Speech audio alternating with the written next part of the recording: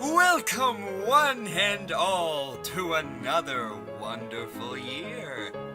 You know what day it is when, well, if I hadn't been late. Shut up! Anyways, here is the very first day of Fear Itself's Halloween Countdown 2018. You'll laugh, you'll cry, you'll scream in terror. That is a promise. So, without further ado, allow me to introduce our very first story this year. Number 13. A very classic story by the name of the strangest security tape I've ever seen. I work at a gas station in rural Pennsylvania. It's a boring job, but it's pretty easy and it pays all right. A few weeks ago, this new guy started. I'll call him Jeremy. Now, Jeremy is weird. He's about 25 or 26, and he hardly speaks, but he's got the creepiest laugh I've ever heard. My boss and I have both noticed this, but it's never been a problem, so there's not much we can do about it.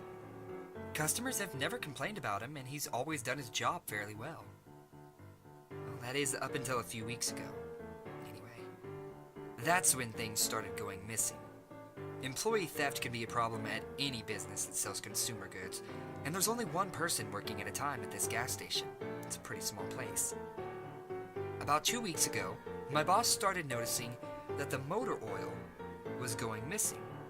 At first, it was just a few containers at a time, but then entire shelves and boxes from the back room. Pretty soon, entire shipments would be gone the day after we got them, and it would always be right after Jeremy's shifts. My boss had checked the security camera tapes for every single night that he worked, but he could never catch him in the act. Jeremy would lock up at closing, and the motor oil would be gone the next day. My boss usually takes the tapes home with him to try and catch Jeremy stealing, but his daughter had a softball game last night, so he asked me if I would watch the tape for him. He offered to pay me overtime under the table, so obviously I took the offer. There are 3 cameras, so he gave me 3 different tapes to check. I figured it would be a long night, but I'm trying to save up for vacation, so I really needed the money. I took the tapes home, popped them in an old VCR, and sat back. 2 days ago, the last time he worked, Jeremy started at 4 p.m. Everything seemed pretty normal at first. He counted up his drawer, switched off with the girl who was working before him, and waited for a customer. The first person who came in was Mrs. Templeton. The timestamp on the video read 4:03. She was a regular. She picked up her cigarettes and a newspaper, and paid with a 20. Nothing unusual there. The next customer was some local guy named Ron. He drives a motorcycle, usually comes in every few days. Filled up his tank, got a bag of beef jerky, paid with his credit card, and then left. Next was some guy with a cowboy hat. I'd never seen him before, but we get plenty of strangers passing through here, just like any gas station. He got $40 worth of diesel fuel, paid with a $100 bill, and went on his way. I sat back and sighed. The only thing more boring than doing this job was watching someone else do it. My boss's offer was enough to keep me watching, though, so I left the tape on. Everything seemed pretty normal. I had a feeling that if Jeremy was stealing motor oil, he knew that we were suspicious of him by now. I didn't expect him to be dumb enough to let us catch him on camera. Things stayed boring and routine. Until about 5 o'clock. At 5:03, Mrs. Templeton came back in. She must have forgotten something. But she didn't. She bought the same pack of cigarettes as before and the same newspaper. She paid with another 20. That's odd, I thought, but then again, she's a little absent-minded. I thought Jeremy should have told her that she had already gotten her smokes, but It's not against the rules to sell somebody the same thing twice. That's when Ron came in again. He bought another tank of gas for his motorcycle again. I later checked the outside camera because I thought maybe he had another car he wanted to fill up, and the same pack of beef jerky. He paid with his credit card again. No big deal, I figured this was just a very, very weird coincidence. Mrs. Templeton is forgetful and Ron probably owns more than one Harley. But that's when the guy in the cowboy hat came back in. I felt a chill run down my spine. Don't get diesel, don't get diesel, I found myself whispering to my empty living room, but he did. He got $40 worth of diesel fuel and paid with another $100 bill. Every move he made was identical to his first visit, right down to the way he scratched his nose before he walked out. Either this guy's rich, owns a lot of trucks, and just moved into town, or something very bizarre was happening. So I kept watching, and every customer for the next hour was the same as before, every single one. I was seriously beginning to get freaked out, and then at 6:03, Mrs. Templeton walked back in. She bought her cigarettes and newspaper again and paid with a 20 again. I thought I was going to lose it. I only watched another half hour before I started fast-forwarding through the rest. It was all the same. Every customer would come in at exact same times, exactly 1 hour apart. Now, I know what you're thinking. That sneaky motherfucker Jeremy had messed with the tapes. He run a loop of his first hour of business over and over, but that wasn't the case. There are windows around the cash register area that the cameras cover, and I watched the sunlight fade as time ran on. Jeremy's routine didn't loop over. He swept, mopped, restocked, and did all of his duties exactly how you would expect, but the same customers kept coming in. I was panicked at this point. Something was seriously wrong with what I was seeing, and I had no explanation for it. I skipped ahead when he locked up and walked out to his car. He hadn't stolen anything, but I kept watching just to make sure. I fast-forwarded one last time to about midnight. At exactly 12:03, out of nowhere, Jeremy's face popped up on the camera. Now, I don't mean he moved his head into view. I mean 1 second, the store was empty. The next second, his face was all I could see. He wasn't looking at the camera. He was looking at me. I was sure of it. I screamed and fumbled for the remote, but by the time I grabbed it, he was gone just as soon as he had left. One frame he was there, the next he wasn't. My hands were shaking like crazy, but I popped in another tape somehow. The other indoor camera showed the back area, by the cash register, and I would be able to see how he got up to pull his face to the camera like that. I skipped ahead to 12:03, but there was nothing. I would have been able to see him standing on a chair or something in this tape, but he wasn't there. I didn't see him enter the store at all after he left. It's like he wasn't really there. He doesn't know the security code, and no alarms were triggered that night after he locked up. What I did see, however, was that at 12:03 the motor oil vanished off the shelf, all of it. Same as Jeremy's face, 1 second it was there, the next it wasn't. I turned that tape off and went to bed, but I didn't get a wink of sleep. My body is exhausted right now, but my mind is racing. That tape was undoubtedly the creepiest, most disturbing thing I think I've ever seen. I work in a few hours. My boss asked me to bring the tapes back in and let him know what I found, but really, what the hell am I going to say? Jeremy works the night shift tonight, directly after me, and the plan is for my boss to come in just before I leave and confront him with me, as I'm supposed to be the one who caught him stealing. I have no idea what I'm going to do. I suppose I'll have to show my boss the tapes, but I don't want to watch them with him. I never want to see something like that again. I can't get the image of Jeremy just smiling directly into the camera out of my mind. It was the creepiest look I think I've ever seen on another human being's face. I'm gonna try again to get some last-minute sleep before I have to go in and deal with this. I'll update you on what happens. Update, 2:49 p.m. Updating from my phone. Apologies in advance for errors. My boss just finished watching the last of the tapes. I told him what to expect, but you can't really prepare somebody for that. He's scared shitless. I still am too, and Jeremy is due to come in at 4. We've got a little over an hour to get our shit together, but neither one of us knows what to say to him.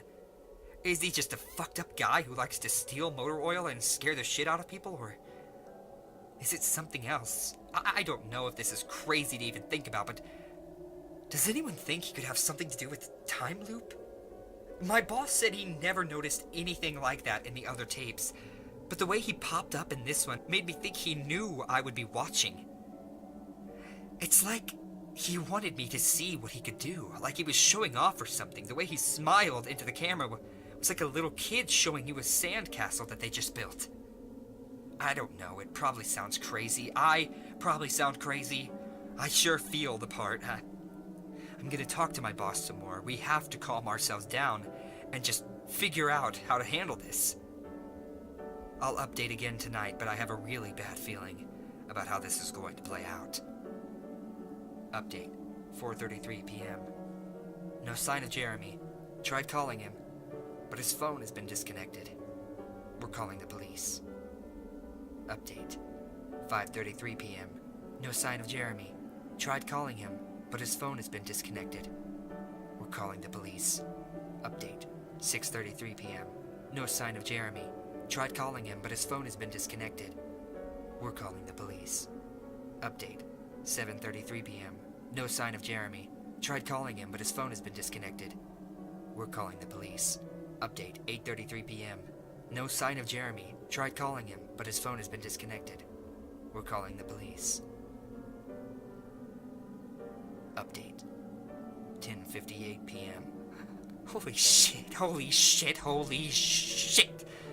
I just got home and saw my updates. Things make less sense now than ever. Here's what I can tell you.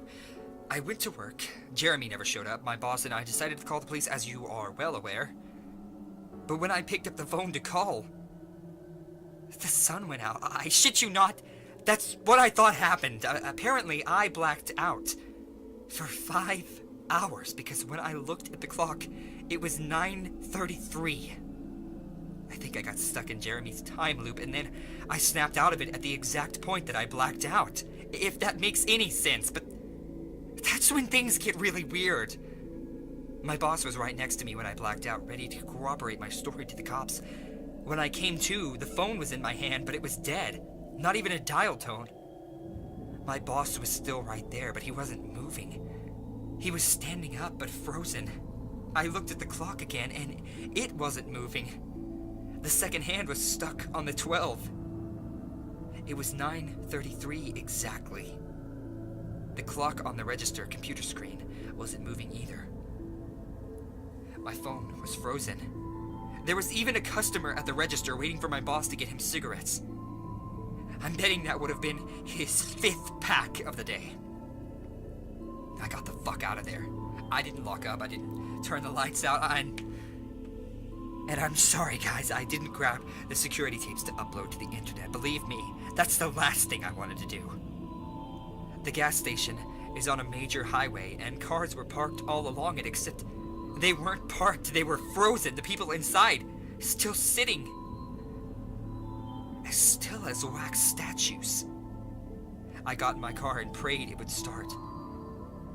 And somehow it did. About halfway home, time started up again. The static from the radio turned into music, like it's supposed to be, and from what I could tell by listening to the host talk in between songs, no one noticed the time freeze. Or whatever it was. I was the only one. Well, I'm sure Jeremy noticed as well. I still have no clue where he is or what he's doing. I'm hiding in my room and calling the police again in the morning. I don't know if I ever got through to them before, or if I did, whether they took me seriously. I'm scared. I'm scared for my life at this point. I'll update tomorrow if I can. Final update, 10:33 a.m. I finally fell asleep last night around 4. I have no idea how I did it. I guess exhaustion finally got the best of me.